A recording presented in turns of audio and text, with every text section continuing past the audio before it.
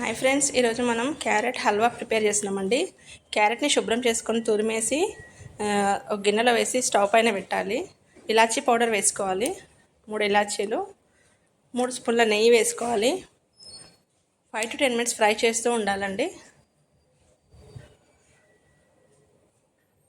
ఇందులో ఏ విటమిన్ ఉంటుంది, కంటికి చాలా మంచిది.